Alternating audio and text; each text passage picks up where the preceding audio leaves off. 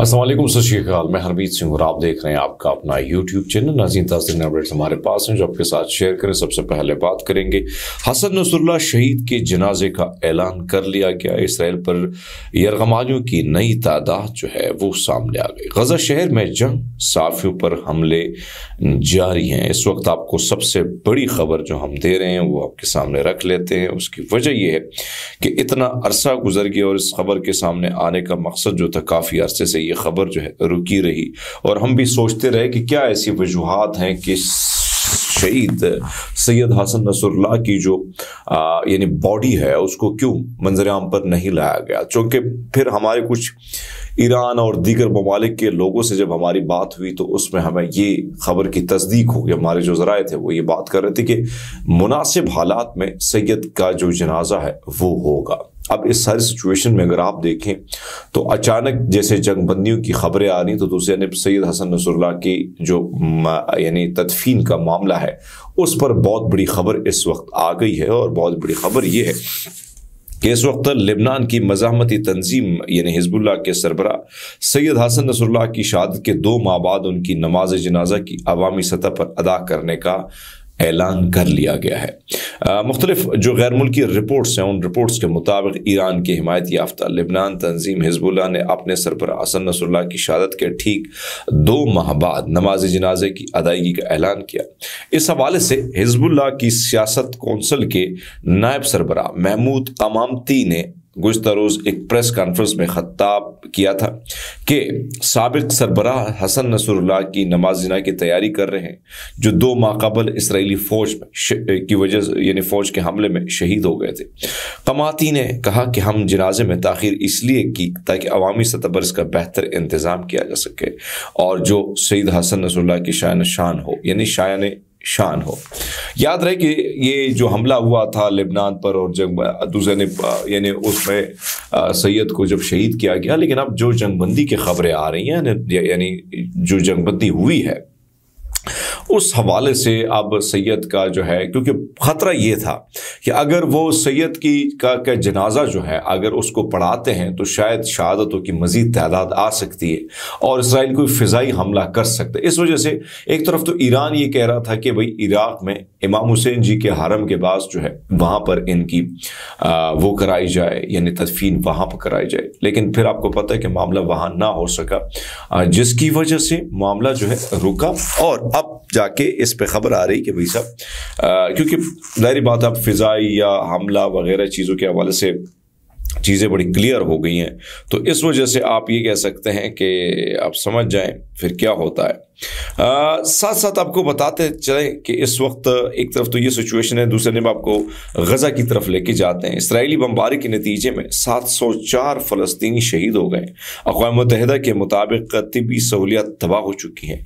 अस्पतालों में बिजली, अद्वियात और अमले की कमी के बायस सूरत हाल संगीन है। यानी इससे आप अंदाज़ा लगा सकते हैं कि क्या सूरत हाल वहाँ पे हो रही है। और कल एक हमला हुआ है जिसको देख के आपकी रूह कांप हो जाएगी, कांप जाएगी इसकी वजह से क्योंकि वो तड़प जाता है बंदा जब वो मनाजर देखता है कि उस बिल्डिंग में कितने लोग थे, किस तरीके से उस बिल्डिंग को निशाना बनाया गया। तो एक तरफ तो वो सिचुएशन है, दूसरे ने आपको बता देते रहे कि गजा के नसीरत मुहाजिर कैम्प में इसराइली हमले में कम से कम 15 अफराद जो है उनकी डेथ हुई है। खातून जो है और उसमें ज़्यादातर बच्चे और ख़वातीन शामिल हैं जिन्हें अस्पताल मुंतकिल कर लिया।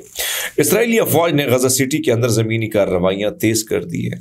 फौजी तर्जुमान के मुताबिक कार्रवाइयों को मकसद हमास के कंट्रोल का खात्मा करना है। हलाकतों की मजमूई तादाद आपको पता है कि 45,000 से ज़्यादा क्रॉस कर चुकी है, जो हम आपको बताते चले जाते। हमास के कैदियों की तादाद जो है इस वक्त इसराइली फौज ने बताया कि हमास के कब्जे में 242 यरगमाली मौजूद हैं।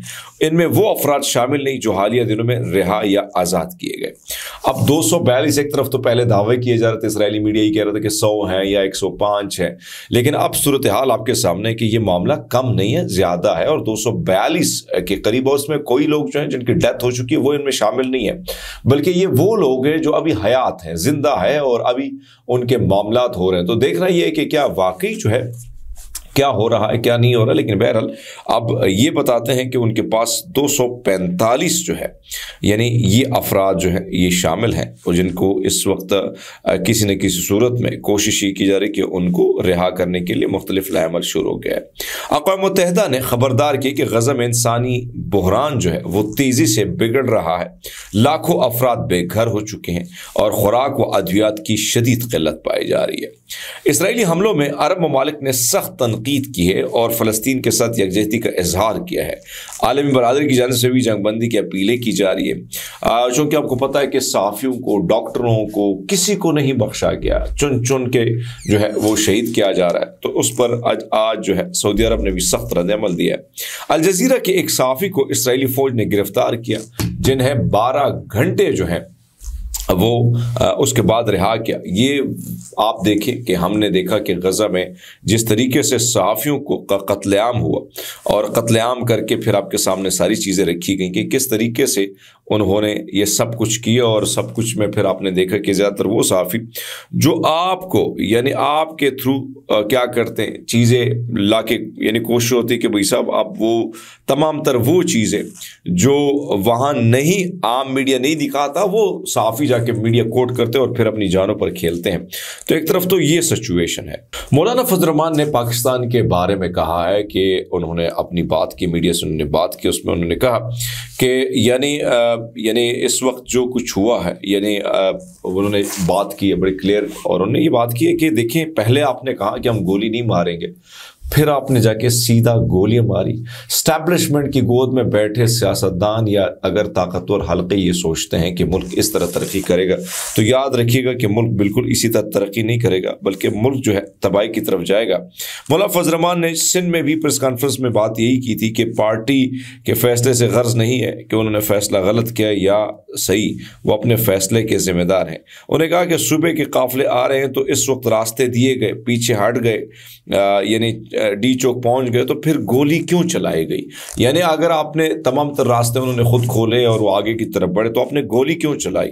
مولانا فضل الرحمان نے کہا کہ ہر پارٹی کو جلسہ و مظاہرہ کرنے کا حق حاصل ہے، مجھے بھی اور میرے مخالف کو بھی یہ حق حاصل ہے، لیکن ہم اسلام آباد میں حکمرانوں کے پرتشدد رویے کی ہم مذمت کرتے ہیں اور اس کی بھرپور مذمت کرنی نہیں چاہیے۔ دوسرے میں آپ کو بتاتے چلے کہ پاکستان تحریک انصاف کے کچھ تقریباً 13 کارکنان کے حوالے سے خبر آئی ہے کہ 13 کارکنان کی جو لسٹ ہیں وہ جاری کر دی گئی ہیں، اور اس میں تقریباً 13 افراد کی تصدیق ہو گئی کہ ان کی لاشیں مل چکی ہیں۔ باقی بی بی سی کی رپورٹ میں نے آپ میرے ہرمیت سنگھ جو پرانا چینل ہے اس کو آپ اس میں دیکھ سکتے ہیں، جو بی بی سی نے جو بتایا تھا کہ ہر طرف لاشیں ہی لاشیں، ہر طرف خون ہی خون، ہر طرف چیخ و پکار، اور ہر طرف جو ہے ایک دباؤ اتنا زیادہ کہ نہ ڈاکٹر اس چیز کو بتانے کو تیار ہے، نہ وہ یہ کھل کے کہنے کو تیار ہے کہ کیا اس ریاست نے کی اور کیا کھویا کیا پائی۔ یہ ساری سچویشن انہوں نے آلریڈی کلیئر کی ہے، لیکن بہرحال ہماری کوشش ہوتی ہے کہ آپ کو گائے بگائے آگاہ کیا جائے ہر اس خبر سے جس خبر کے آپ منتظر ہوتے ہیں۔ اپنا بہت سارا خیال رکھیے گا، بہت شکریہ۔